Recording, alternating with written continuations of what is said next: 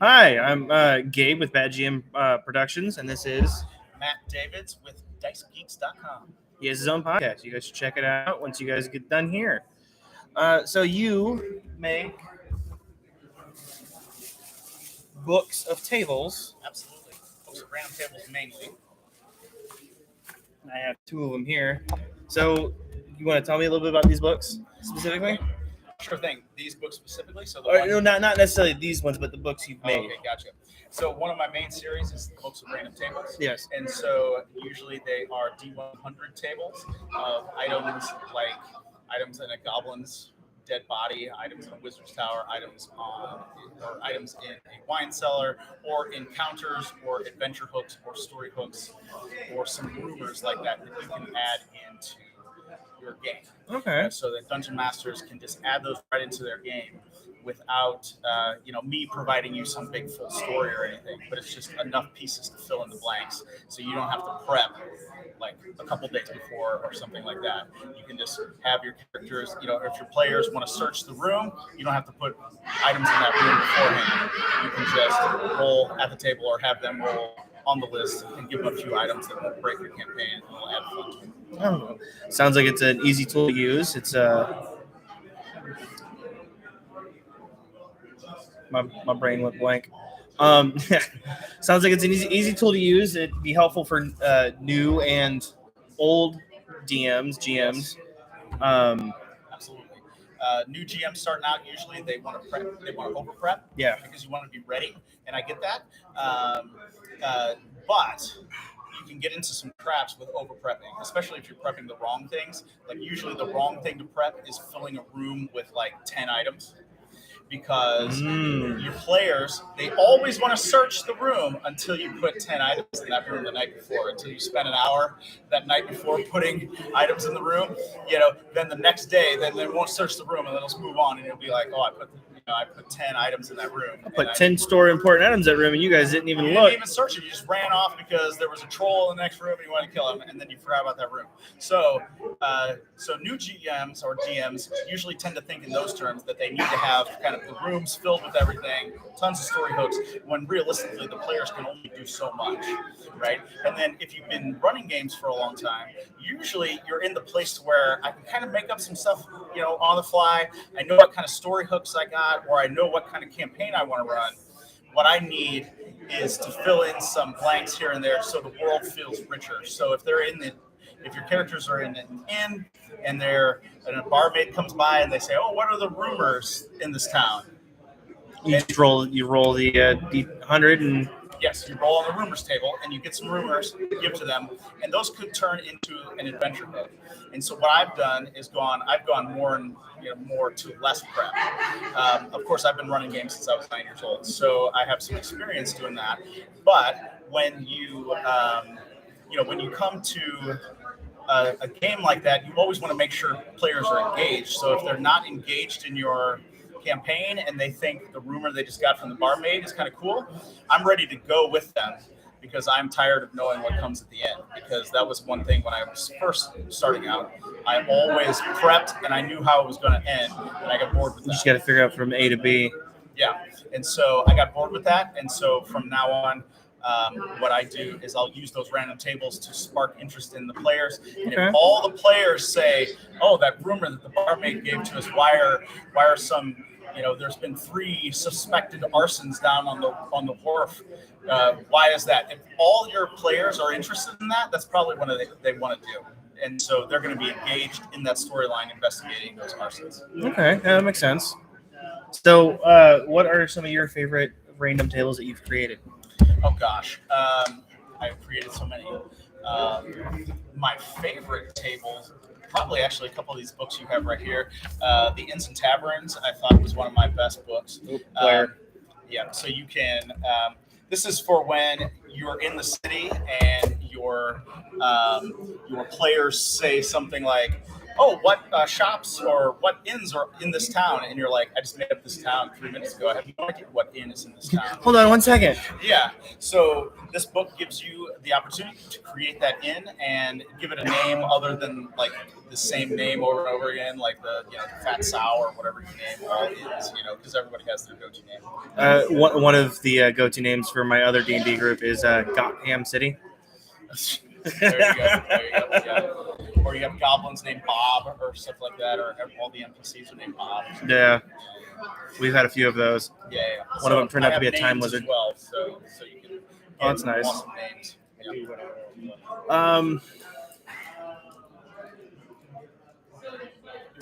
You froze on it. I did. My brain, my after drinking last night, my brain's not working at full capacity. We're live at a con. Yeah. At Archon. Good job, buddy. What? I said you just admitted to that on YouTube. I'm I know. I'm over 21. No, so in just a few words, your big thing, you're recommending tables. I know you were kind of going through it. What's 5 or 6 tables that you would absolutely recommend somebody that a new or GM would have on here? Okay, yeah, okay. So some that a new GM needs. You need names because everybody's gonna be named Bob. All the barmaids are gonna be named Bob. The bartenders are named Bob. The goblins are named Bob. Everybody's named Bob. So you need at least one table of names. You're gonna need at least one table of items in a dungeon room that are mundane items, not things that enrich the party, not treasure, unless it's maybe a gold piece or copper pieces or something like that. So you need that table because you have a story item in a dungeon room. So somebody finds the ruby ring with the initials ZMT or something engraved on the back. Well, then as soon as that player finds that, all the other players want to search the room. Yeah. So you want to have something to give them that doesn't necessarily break your campaign. So you're going to have a list, even if it's a dead rat, a rotten piece of wood, 2 copper pieces or D4 copper pieces, anything like that. So that's one table you're absolutely going to need. Some other tables, I think a rumor table is very important, like I was just talking about the rumor table, because this is when your party comes to an inn, a tavern, a shop, anywhere they're interacting with an NPC, somebody can give them a rumor, and that could lead to something cool. And even if it doesn't, it just makes the world seem more real, right? It makes the world seem more real. That the farmer who was in line at the blacksmith shop, he has a rumor, right? And he's going to tell you something, and you're like, you can follow up on that, or you can let it go. But there it is. And so that makes your world feel a lot better. It also, in the age of video games, it also makes your campaign a little bit more interactive and feel like some of the Bethesda games or something like that, where everybody has a rumor, everybody has something, and you can go into a book. So those are the 3 really important ones. For other ones, then you can kind of get into more specific stuff, like if you have, because usually there is always one of those, there's a name, there's a rumor, there's Location. And so you always have like a dungeon room. So there's always the dungeon room. Then you could move on to the towns like we were talking about. So inns and taverns or shops, because why do people, they want to shop. We're here for 3 hours and we have to stop at the end, but we want to shop. I don't know why, but it's cool. Gold burning a hole in the pouch. Yes, I do it too. Sometimes we have a shopping trip that lasts the whole session. I don't know why. We all do it. So if you have some good shops, if you have some good inns, those are some good tables. But then it could be more specific too. Like if you have a dragon's hoard, you might need items in a dragon's lair or something like that, so you can have a table to fill in, because there's going to be so many items, say, in a dragon's hoard. or to not be me with Jim going, so what all did we find on this? Should I get back to you later? I'll be clear for me to write it down. Give me a second.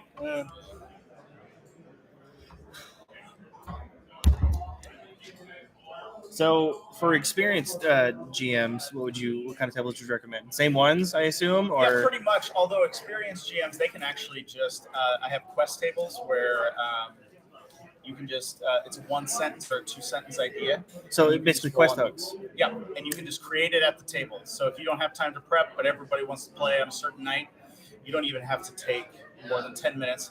You can just open the book, roll dice, get the quest hook. If you've been playing for a long time, you should be able to see, okay, I need a rare plant to create the medicine to heal the sick queen.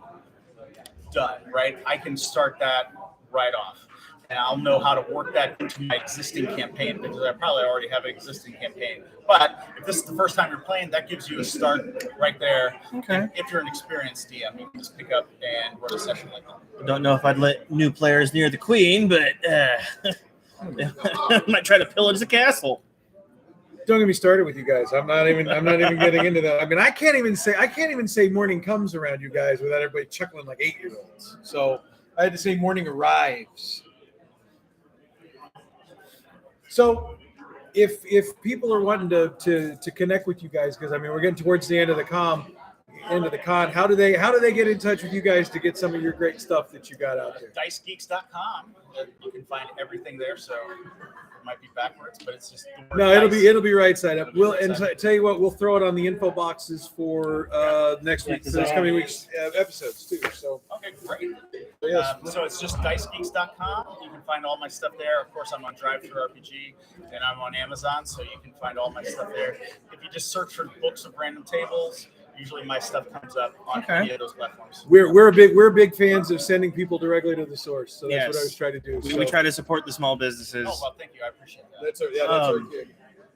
That's what I am. I had a question and then it left my brain. My turn to do it to About you. games. folks. About games. It was about games, but I can't remember what it was. Well, thank you. Really appreciate having you Yeah, on. no problem. Thank you. So, where are your podcasts located? They would be on Spotify and all the podcast networks, wherever you find podcasts. It's just called the Dice Geeks Show or whatever.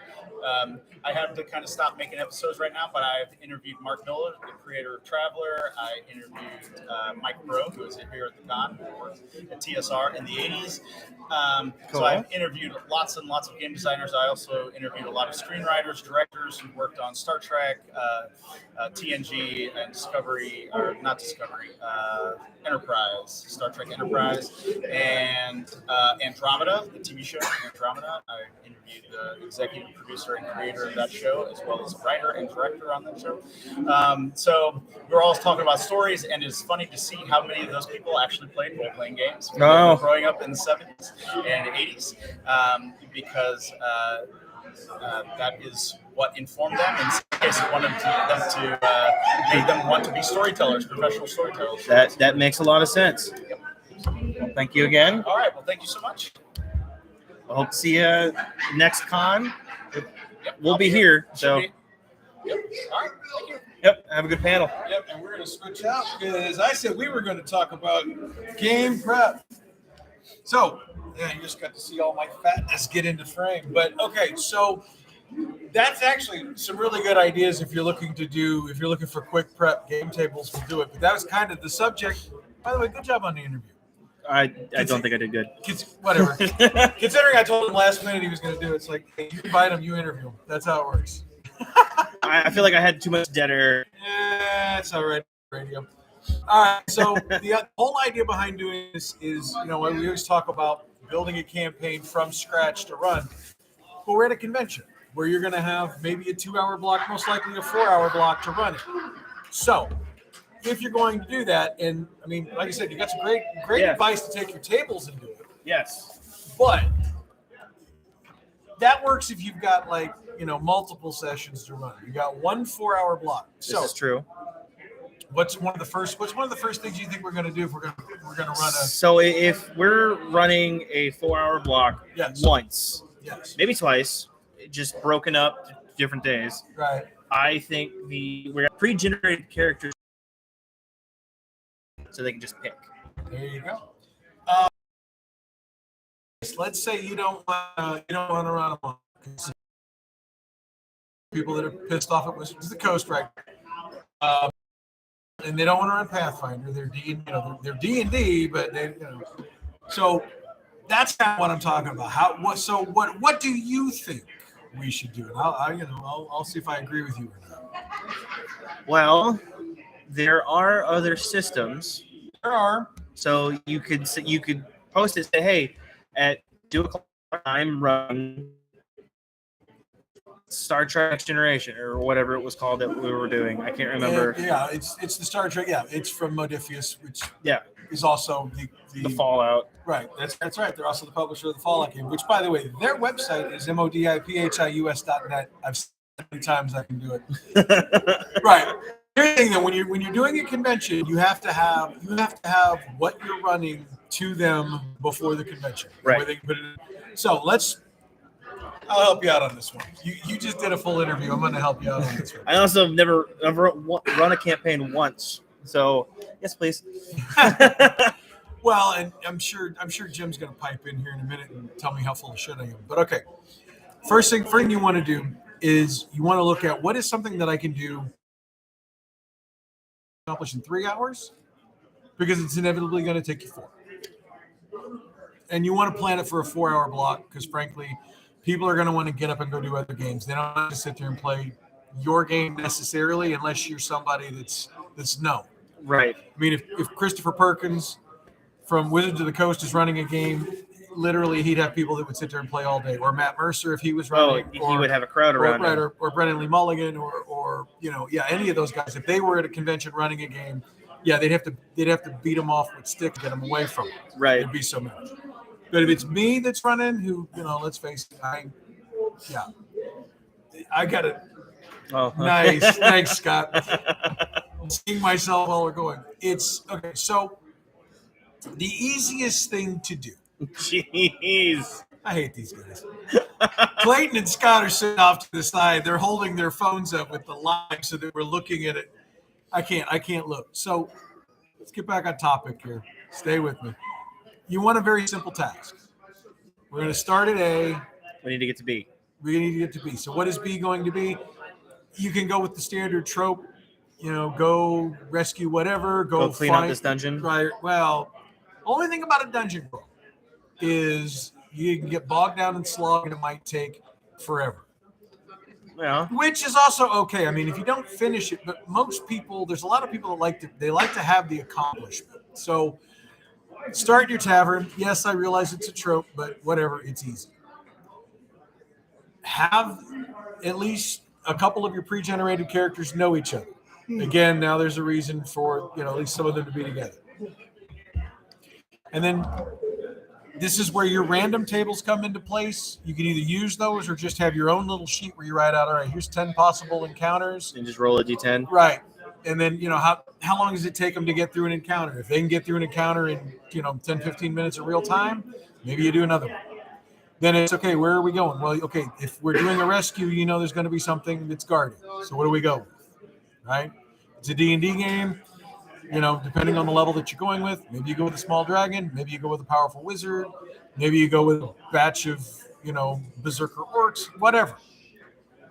And you just you gauge it based on, and this is where having a little experience would help. You gauge it based on the response of your players to what you did leading up to it. Okay, that makes sense. That way you get in, so if you're dealing with a group that's blowing through everything, then you can make it a little more powerful.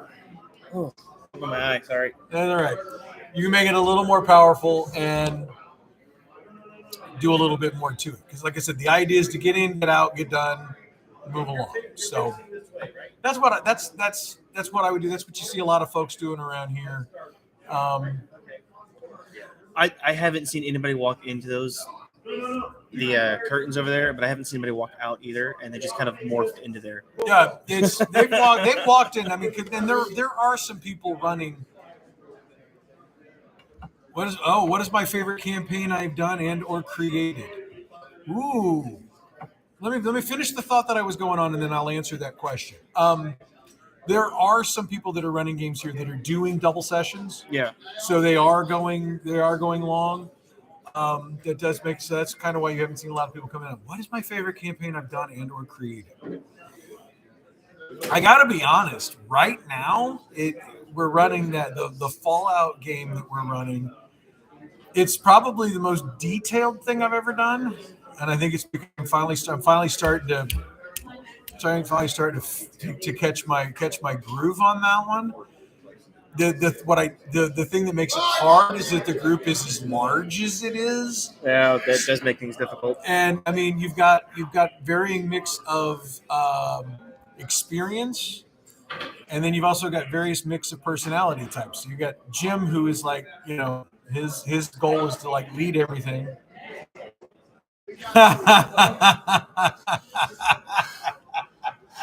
Which one of you was that? Say you, Jake. Nice. Why am I good Pokemon cards? All right, let's stay on topic. Campaign was your favorite? You mean Deadlands? Yeah, that's what I meant. It was great at the start.